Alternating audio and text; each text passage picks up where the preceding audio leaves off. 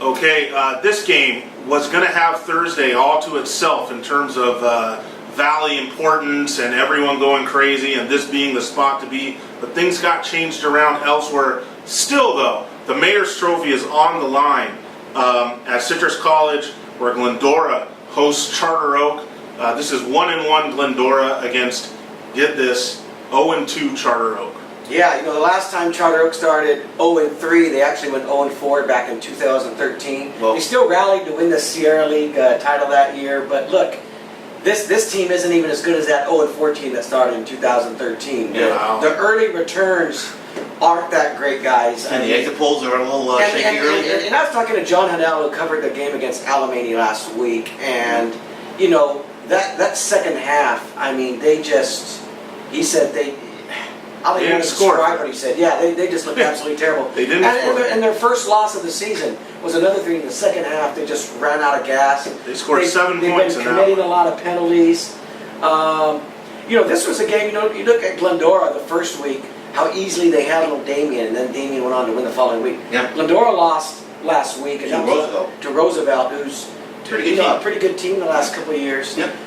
It shapes up as a pretty interesting game, Aram. I don't know where you land on this, but it's even interesting from the coaching angle because the Perrys, both of them, longtime assistant coaches at Charter Oak. When Brandon Rohr became the coach at Glendora, they followed him over there. So you've got two prominent Charter Oak assistant coaches for many years now on the Glendora sidelines who know all about the things that Charter Oak wants to do, and you just wonder how this game is going to unfold. I'm going to be at Los Altos, St. Paul, because I think that became a big game on Thursday night when I got switched. But God, this is a game I'm going to miss because I really wanted to see what was going to happen. Right, that's what I was referring to. This Thursday night got crowded with great games, and this one maybe took a little backseat because of the slow start by Charter Oak. Yeah, and the problem here too, you had mentioned last week in the video you were hoping that Charter Oak would kind of tighten the screws a little bit more, Aram. Yeah. There was no tightening of the screws at all. A game 1 to game 2 improvement. You didn't see it happening, and it's alarming now. Yeah. There's a saying that Vince Lombardi once had, which is winning is a habit, and so is losing. Right now, the ship is all over the place. And I don't even want to put this on, all of the coaches that left. I just don't think they have the horses. I really don't. And we talked about this back at the beginning of the year. And Charter Oak's not going to like this, but if you look at the teams in this area, the always Covina, Northview, South Hills, the teams they had ownership over, I'm not sure they're better than those teams this year. Wait, better than who? Covina, Northview, or South Hills. I'm not sure they're better than those teams this year. I had a coach. This has gone from a game preview. This has gone from a game preview to a diss track. I will say that I had a coach within the hockey in the league text me after the Mirror game and saying nobody fears Charter Oak anymore. Yeah, that's a problem. Yeah. Oh God. Look, they've played Muir, who's got as high of an upside as anybody, like I said last week, and Alamany. Okay, how would Northview, Covina, or South Hills have done in those teams? Well, now they were facing a quarterback, and Jacob Gonzalez is pretty good, and they're facing a defense that Fred mentioned when you have Tyler Perry, or Justin Perry, I should say, who's now the defensive coordinator, who's basically running Charter Oak's defense. They gave up 41 points last week. I think they're a really good team in Roosevelt. And I know it feels like there's piling on Charter Oak. They've been so great for so long, right? And the teams in the surrounding areas have been so envious of what they've been able to build because Luke Farrar, Don Farrar, they're two of the best coaches in the area. They've done this for such a long time. But look, this is kind of the payback year. And they had the great year last year. What happens when you've been great is they've gone all the way to Division III, and that's going to be a chore if they get to the playoffs. Ooh. But you look at they set up a tough non-league schedule for a reason because they will be in Division III. And so you're playing Alamany. Muir happens to be good this year. You got Glendora. Who do they play after this, Aaron? It's still Damien's. It could be another tough game. And then you get in the league and you look at Los Altos playing well, South Hills, Diamond Ranch. In all of these teams, don't forget what happened to them in years past. And there is going to be no mercy shown to Charter Oak this year. This is the year all these teams want to get after him. You're really going to find out what's made inside. Because like I said, they don't have the horses that can just wake up and win these games. They're going to have to dig deep and find something and win games that they're not favored in if they want to salvage a 5-5 season to me. Okay. What's the point spread on this game? A little early. I don't think it's a blowout. I don't think it's a blowout game. I don't. But I think Glendora's going to win. I want to go back to something Freddie said though about horses, because we thought that at the end of the day, the one thing Charter Oak did have was horses. They have, two guys I think that were on our preseason all-area team for as far as linemen. Yeah. And you would think if you have horses that toward the end of games is when, that advantage is starting to come through. But like we talked about, in 8 quarters of second half football this year, they've only scored 7 points. And those 7 points by Muir, against Muir, were really, when the game was 35-17, I believe, Charter Oak tacked one on late. Stevie called it a cosmetic score, something to that effect.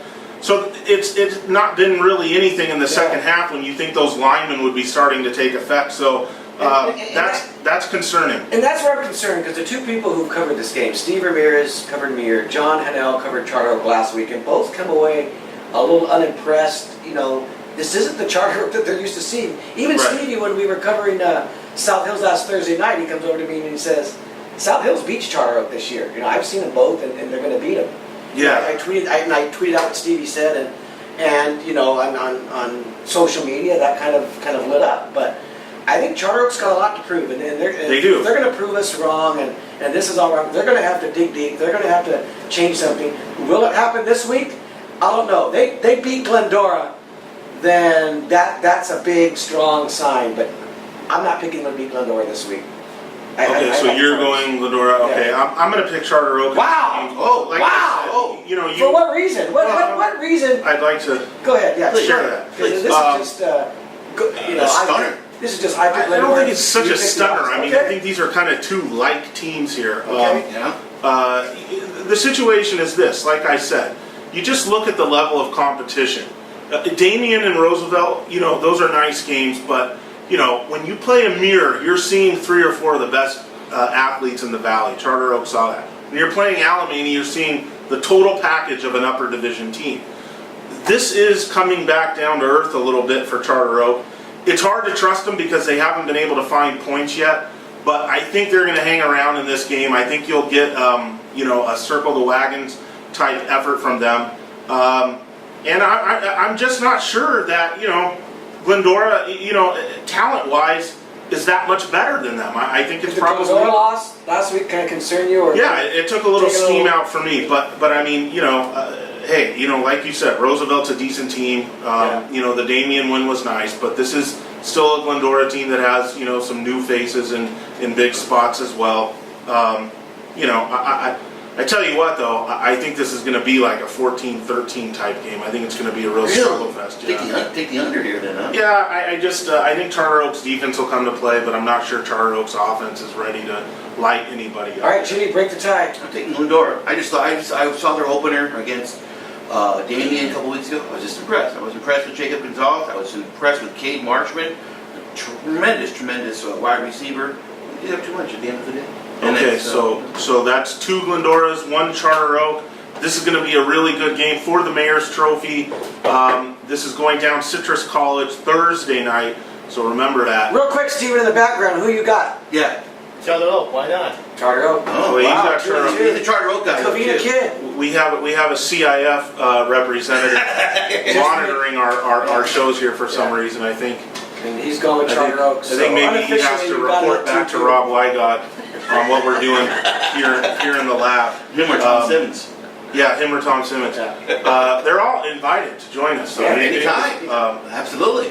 Okay. Rob Wygott's picks on Friday night. Yeah. Great. That would be fun. Tie him down to something. That'd be cool. Yeah. Tom Simmons making predictions, that would be unreal. Yeah. Okay. Citrus College, Thursday night, Glendora Charter Oak for the Mayor's Trophy. Enjoy it.